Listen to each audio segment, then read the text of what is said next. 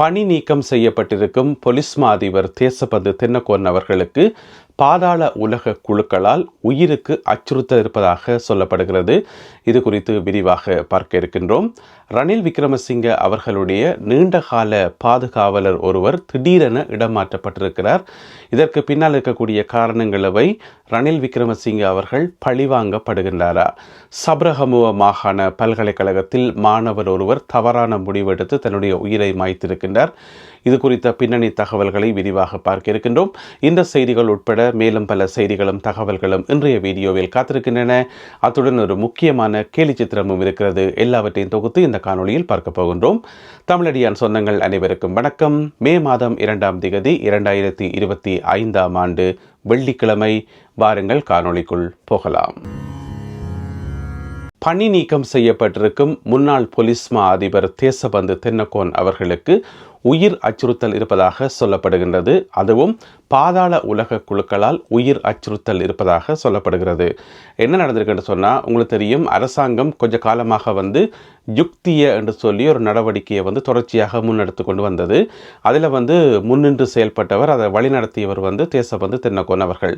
அந்த யுக்திய நடவடிக்கையில் பார்த்தீங்கன்னு சொன்னால் நிறைய போதைப்பொருள் கும்பல்கள் பிடிபட்டார்கள், நிறைய பேர் கைது செய்யப்பட்டார்கள், நிறைய போதைப்பொருள் கடத்தல்கள் எல்லாம் முறியடிக்கப்பட்டிருந்தன. எனவே அந்த ஒரு கோபம் காரணமாக இந்த போதைப்பொருள் வர்த்தகத்தில் ஈடுபட்டிருக்கின்ற பாதாள உலக குழுக்கள், மிக குறிப்பாக இந்த கஞ்சிபாணி இம்ரான் என்று சொல்லப்படுற அவர் இவரை கொல்றதுக்காக தன்னுடைய சகாக்களுக்கு உத்தரவிட்டிருக்கின்றார். தன்னுடைய ஆக்களுக்கு சொல்லியிருக்கின்றார், ஒரு அசைன்மெண்ட் கொடுத்துருக்கார் என்று சொல்லி ரகசிய தகவல் போலீசாருக்கு கிடைச்சிருக்காம்.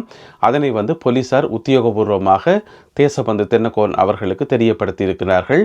இந்த மாதிரி நீங்கள் கவனமாக இருக்கணும், உங்களுக்கு உயிர் அச்சுறுத்தல் இருக்குன்னு சொல்லியிருக்கிறார்கள்.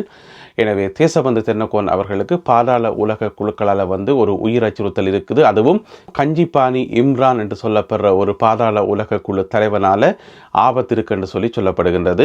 உங்களுக்கு ஞாபகம் இருக்குன்னு நினைக்கிறேன், இப்போ அண்மையில் கடந்த வாரம் சுட்டுக் கொல்லப்பட்ட டான் பிரியசாத்தினுடைய கொலைக்கும் இவர்தான் முக்கியமான ஒரு குற்றவாளி. அதாவது இவருடைய வழிநடத்தல தான், கஞ்சிபாணி இம்ரானுடைய வழிநடத்தல தான் அந்த சம்பவமும் இடம்பெற்றது.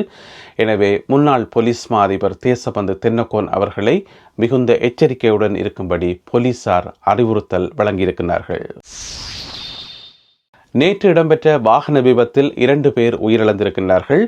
இந்த விபத்தில் என்ன நடந்திருக்குன்னு சொன்னால், 2 தனியார் வாகனங்கள், தனியார் பேருந்துகள் நேருக்கு நேர் மோதிக்கொண்டன.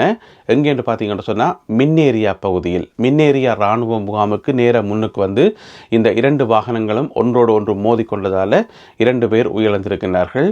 கத்ருவெல என்று சொல்லப்படுற ஒரு இடத்துல இருந்து கொழும்புக்கு போய் கொண்டிருந்த ஒரு வாகனமும், கொழும்பில் இருந்து கத்ருவெல நோக்கி வந்து கொண்டிருந்த இன்னும் ஒரு வாகனமும் நேருக்கு நேர மோதி இந்த விபத்து ஏற்பட்டதாக சொல்லப்படுகிறது. இலங்கையிலிருந்து வார எல்லா விபத்து செய்திகளையும் இந்த ஒரு வசனம் தவறாமல் இருக்கும். 2 வாகனங்கள் நேருக்கு நேர மோதின என்று சொல்லி. ஆனால் அந்த ஒரு அதிசயம் தான் எப்படி நடக்குதுன்னு சொல்லி எனக்கு உண்மையாக விளங்கவே இல்லை. ஏன்னு சொன்னால், போகிறதுக்கு ஒரு பாதை இருக்குது இடப்பக்கம், வாரத்துக்கு ஒரு பாதை இருக்குது வலப்பக்கம், நடுவில் வெள்ளக்கோடு இருக்கும்.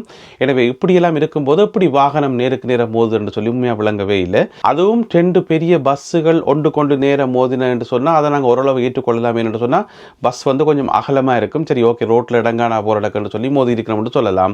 ஆனால் மோட்டார் சைக்கிளில் போனாலும் அப்படித்தானே மோதினம். இங்கேருந்து ஒரு மோட்டார் சைக்கிள் வருது, அங்கேருந்து ஒரு மோட்டார் சைக்கிள் வருது, 2ம் நேருக்கு நேரம் மோதினமான்னு சொல்லி எனக்கு உண்மையாக விளங்கவே இல்லை. இந்த விபத்துக்கள் எல்லாம் எப்படி நடக்குதுன்னு சொல்லி. பிரதமர் ஹரணி அமரசூரிய ஒரு முக்கியமான கருத்தொன்றை சொல்லியிருக்கிறார். என்னென்று சொன்னால், ஜனாதிபதியாகும் கனவு யாருக்காவது இருந்தால் தயவு செய்து அந்த கனவை கைவிட்டுருங்கன்னு சொல்லி ஒரு அறிவுரை மாதிரி சொல்லியிருக்கிறார்.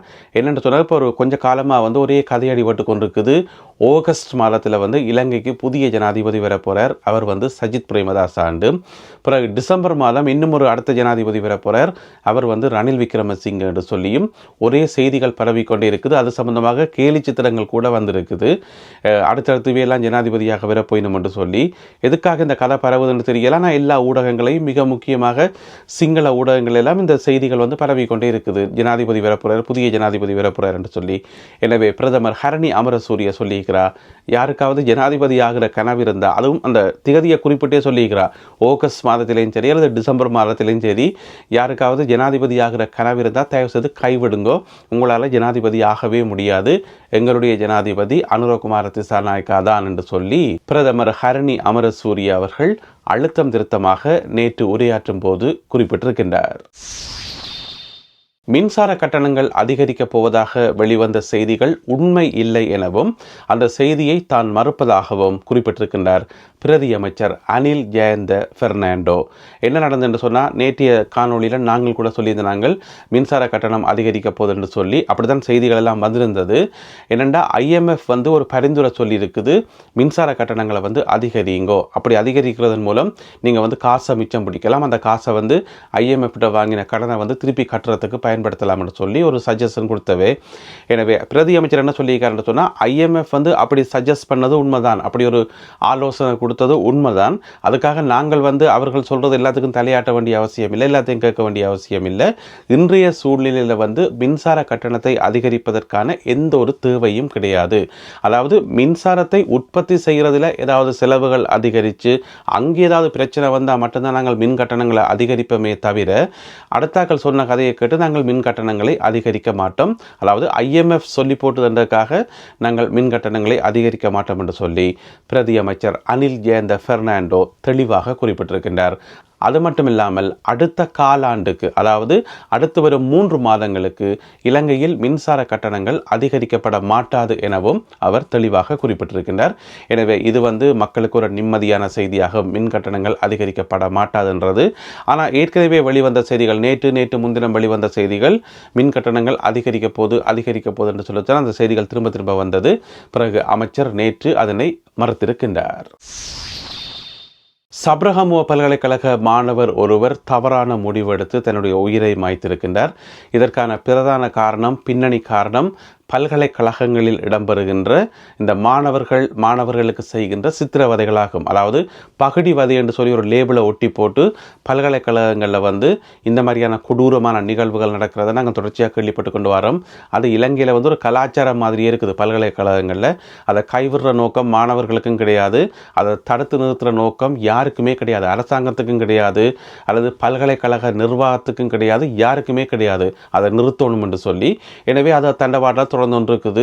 கிட்டடியில் நீங்கள் கேள்விப்பட்டிருப்பீங்க, யாழ்ப்பாண பல்கலைக்கழகத்தில் ஒரு மாணவனுக்கு வந்து ஹெல்மெட்டால் காதை பொத்தி அடித்து அந்த மாணவனுக்கு காது கேட்காமல் போய் மருத்துவமனையில் அனுமதிக்கப்பட்டு பிறகு அந்த மாணவர்களுக்கு மேலே விசாரணை இடம்பெற்றது, தாக்கினாக்கள் மேலே. இப்படியான சம்பவம் ஒரு பக்கம் போய்க்கொண்டிருந்தது. இதுக்கு முதல் பார்த்தீங்கன்னு சொன்னால் ஒரு கடந்த ஒரு 25-30 வருஷமாக ஒரு சில மாணவர்கள் வந்து இந்த கொடுமை தாங்காமல் உயிரிழந்திருக்கணும். இப்போ பார்த்தீங்கன்னு சொன்னால் அந்த பட்டியலில் இன்னும் ஒரு ஆள் சேர்ந்திருக்கின்றார், இன்னும் ஒரு மாணவன் வந்து உயிரிழந்திருக்கின்றார். இந்த மாணவனை வந்து பயங்கரமாக கொடுமைப்படுத்தி இருக்கணுமா என்னென்னு சொன்னால், இந்த மாணவருடைய நண்பர்கள் இருக்கணும் தானே, அவையில் வந்து இப்போ தகவல்களை வந்து வெளியில் கசிய விடணும். என்னென்னு சொன்னால், மாணவருடைய உடுப்பெல்லாம் கலட்டி போட்டு அந்த ஒரு கூடாத முறையில் வந்து தொல்லைகள் கொடுத்தார்கள், அதை வந்து விவரிக்க முடியலை, அந்த மாதிரி தொல்லைகள் கொடுத்தார்கள் என்று சொல்லி அந்த அவமானம் தாங்க முடியாமல் தான் இந்த மாணவன் வந்து தன்னுடைய உயிரை தானே மாற்றிருக்கிறார். எனவே பல்கலைக்கழகத்தில் வந்து இந்த பகுடிவதை என்ற லேபிளு கீழே இடம்பெறுகின்ற இந்த மாதிரியான சித்திரவதைகள், இந்த மாதிரியான சைக்கோத்தனமான தாக்குதல்கள் வந்து நிறுத்தப்படணும். அது வந்து அரசாங்கம் மிக கண்டிப்பான சட்டத்தை போட்டு அறவே இல்லாமல் ஒழிக்கணும். கொஞ்சம் செய்யலாம், இவ்வளவும் செய்தால் போதும், இந்த அளவில் செய்யலாம் என்றெல்லாம் இருக்கவே கூடாது. பகுடிவதை என்ற ஒரு விஷயம் இலங்கை பல்கலைக்கழகங்களில் இருக்கவே கூடாது. அதை வந்து இறுக்கமான சட்டங்கள் மூலம் கொண்டு வந்தால் மட்டும்தான் இந்த ஒரு இழிவான கலாச்சாரம் இல்லாமல் போகுமே ஒழிய, மற்றபடி இது மாணவர்கள் மத்தியிலிருந்து போகிறதுக்கான வாய்ப்பே இல்லை. இந்த விக்கிபீடியாவில் எடுத்து பார்த்தீங்கன்னு சொன்னால் போட்டு மானத்தை வாங்கி வச்சுக்கிறாங்க, இலங்கையினுடைய மானத்தை தான் வாங்கி வச்சுக்கிறாங்க. அதில் பெரிய ஆக்கமெல்லாம் போட்டு எந்தெந்த திகதியில் யார் யார் செத்தது, என்னென்ன விதமான கொடுமைகள் எல்லாம் இலங்கை பல்கலைக்கழகங்களில் நடக்குது, இது இலங்கை பல்கலைக்கழகங்களிலே இருக்கக்கூடிய ஒரு முக்கியமான நிகழ்வாகும் என்றெல்லாம் விக்கிபீடியாவில் எழுதி வச்சு கிடக்குது. இதை வந்து வெளிநாடுகளில் இருந்து வாசிக்கிற பிள்ளைகள், குறிப்பாக எங்களுடைய பிள்ளைகள் என்ன நெப்பினம், இலங்கையை பற்றி என்ன நெப்பினம். எனவே இதை பற்றி யாருக்குமே அக்கறை இல்லை. அது மானம் போனால் போகட்டும், மரியாதை போனால் போகட்டும், ஒரு பிரச்சனையுமே இல்லை.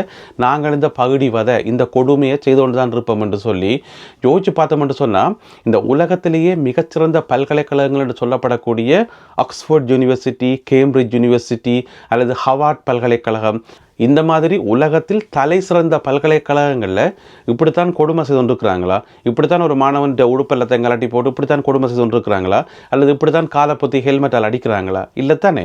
அப்போ உலகத்தில் மிகச்சிறந்த பல்கலைக்கழகங்கள் எல்லாம் இப்படி இல்லை. ஒரு மாணவன் மேலே இன்னும் ஒரு மாணவன் வந்து கை வைக்கிறார், கை வச்சா போலீஸ் பிடிச்சி கொண்டு உள்ளுக்க வச்சிடும்.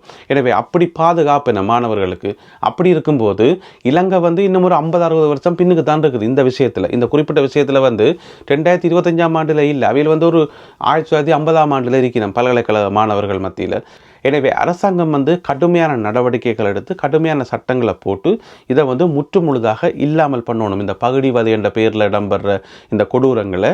ஆனால் அரசாங்கமும் அப்படி செய்கிற மாதிரி தெரியல. பேசிக்காக சொல்லப்போனால் இது ஒரு வெக்கங்கட்ட வேலை உண்டு. ஒரு மாணவனை இன்னும் ஒரு மாணவன் வந்து கொடுமைப்படுத்தி போட அதை பார்த்து சந்தோஷப்படுறது. ஆனால் என்னென்று தான் இதை தொடர்ந்து செய்து கொண்டிருக்கணும்னு சொல்லி உண்மையான விளங்கவே இல்லை.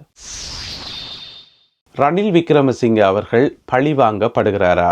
ஏன் இந்த கேள்வி வருது என்று சொன்னால், அவருடைய பாதுகாப்பு பிரிவில் இருந்த முக்கியமான ஒரு அதிகாரி, அதுவும் 23 வருஷமாக ரணில் விக்ரமசிங்கே அவர்களோடையே இருந்த ஒரு அதிகாரி வந்து இப்போ காங்கேசன் துறைக்கு திடீரென மாற்றப்பட்டிருக்கின்றார். நேற்று 1ஆம் தேதி நடைமுறைக்கு வரும் விதமாக திடீரென மாற்றப்பட்டிருக்கின்றார். எனவே ரணில் விக்ரமசிங்கே அவர்களுடன் 23 வருடங்களாக பாதுகாப்பு கடமையில் இருந்த ஒருவர் வந்து திடீரென நீக்கப்பட்டமை மிக பெரும் கேள்விகளை எல்லாம் எழுப்புது. அதில் முக்கியமான கேள்வி வந்து அவர் பழிவாங்கப்படுகிறாரா என்று சொல்லி. ஏனென்று சொன்னால் இப்போ கொஞ்ச காலமாக ரணில் விக்ரமசிங்கே அவர்கள் தொடர்ச்சியாக ஒவ்வொரு நாளும் ஏதோ ஒன்று சொல்லி கொண்டு தான் இருக்கார். அரசாங்கத்துக்கு கடும் நெருக்கடி கொடுத்து கொண்டு தான் இருக்கார். தான் ஜனாதிபதி மாதிரி சில சந்தர்ப்பங்களில் சில கருத்துக்களை வந்து வெளியிட்டு கொண்டு வரார். எனவே அது வந்து சில அரசு தரப்புக்கு ஒரு எரிச்சலை கொடுத்துருக்கலாம், ஒரு விதமான ஒரு சங்கடத்தை கொடுத்துருக்கலாம். எனவே இவருக்கு ஒரு பாடத்தை படிப்பிப்போம் என்று சொல்லி ஒருவேளை அந்த பாதுகாப்பு அதிகாரி நீக்கப்பட்டாரான்ற ஒரு கேள்வியும் எழாமல் இல்லை. எனவே பல கோணங்களில் இந்த விஷயம் வந்து ஆராயப்படுது. எனவே பொறுத்திருந்து பார்ப்போம். இது சம்பந்தமாக ரணில் விக்ரமசிங்கே அவர்கள் இன்னும் ஒரு அறிக்கையை வெளியிட்ட மாதிரி தெரியல. அநேகமாக இன்றைக்கு 2ஆம் தேதி வெள்ளிக்கிழமை வந்து ஒரு அறிக்கை வந்து அவர்கிட்ட இந்த வரும் என்று சொல்லி நாங்கள் எதிர்பார்க்கலாம். ஏனென்று சொன்னால் இப்போ தொடர்ச்சியாக அவர் அறிக்கை விட்டு கொண்டிருக்கிறார், ஏதாவது கருத்துக்களை சொல்லி கொண்டு இருக்கிறார். எனவே இந்த சம்பவத்துக்கு இன்னும் கருத்துக்கள் சொன்ன மாதிரி இல்லை.